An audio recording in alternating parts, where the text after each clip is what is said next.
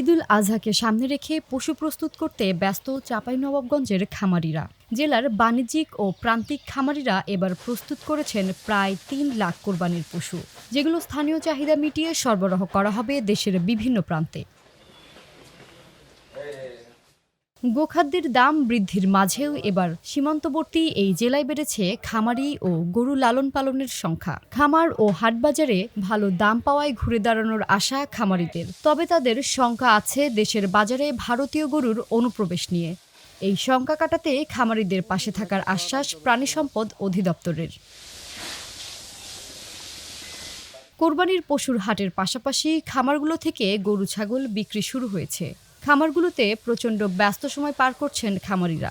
তাদের আশা, ন্যায্য দাম পেলে ভবিষ্যতে আরও বেশি গরু লালন পালন করবেন। আমার খাবারে দুইটা খামার মিলিয়ে আমার 50টা গরু লালন পালন করেছি এবং সেইগুলো থেকে মোটামুটি 35টা মতো বিক্রি হয়ে গেছে, অলরেডি বুকিং হয়ে গেছে। খাবার দাবারের দাম বেশি ছিল, এবার কিন্তু একটু গরুর দামটা বেশি পাচ্ছি, মানে অন্যান্য বারের তুলনায়, এবং আমরা মাঝারি গরুর সাড়া পাচ্ছি বেশি। বর্তমান যে অবস্থা তাতে এবারের যা দেখছি গরুর চাহিদা আছে এবং এই চাহিদাকে লক্ষ্য রেখে যদি গরুর দাম আমরা ন্যায্য মূল্য পেয়ে যাই তাহলে আমরা হয়তো বা কিছুটা হলেও পূর্বের লসগুলোকে আমরা কাভার করতে পারবো। আমাদের খামারে 50টা মতো গরু লালন পালন করেছি দানাদার খাদ্য দিয়ে। খামারে গরু 75 থেকে 3.5 লক্ষ টাকা পর্যন্ত গরু পাওয়া যায়। সরকার জেনে এই ইটালিয়ে ব্যবস্থা নেয় যেন সরকার না ইন্ডিয়ান গরু যেন বাংলাদেশে না ঢুকে। তবে অনেক খামারি বলছেন কোরবানির হাটগুলোতে ভারতীয় গরুর আমদানি হলে লোকসানে পড়বেন তারা। এবার আমাদের জেলাতে অনেক বেশি গরু লালন পালন হচ্ছে, চাহিদার তুলনায় অনেক বেশি। তবে আমরা বর্তমানে হাট বাজারে ভালো দাম পাচ্ছি। তবে আমরা চাই কোনোভাবে ভারতের গরু জেনে বাংলাদেশে না প্রবেশ করে। এ পর্যন্ত লসের মধ্যে আছি, তো সামনে কি হয় আমি বলতে পারছি না, কিন্তু এবার ধরেন যে যদি আমরা লসের মধ্যে পড়ে যাই তাহলে আমরা আর ঘুরে দাঁড়াতে পারবো না। আমরা প্রান্তিক খামারিরা আমাদের একটাই কথা যে ভারত থেকে যাতে কোরবানিতে কোনো রকম কোনো গরু না আসে, তাহলে আমরা হয়তো বেঁচে থাকার যে আশা এটা পাবো আমরা আবার। সংশ্লিষ্টরা বলছেন চাঁপাইনবাবগঞ্জে এবার বেড়েছে খামারি ও গরু লালন পালনের সংখ্যা। খামার ব্যবস্থার উন্নয়ন ও গোখাদ্যের দাম কমানো সহ ভর্তুকির দাবি তাদের।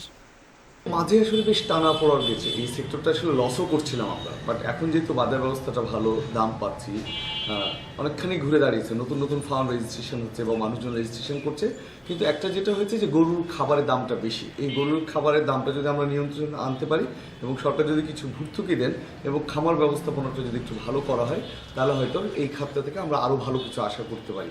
ভারতীয় গরুর অনুপ্রবেশ ঠেকাতে এবং ন্যায্য মূল্য নিশ্চিতে সব ধরনের প্রস্তুতির কথা বলছেন প্রাণিসম্পদ কর্মকর্তারা।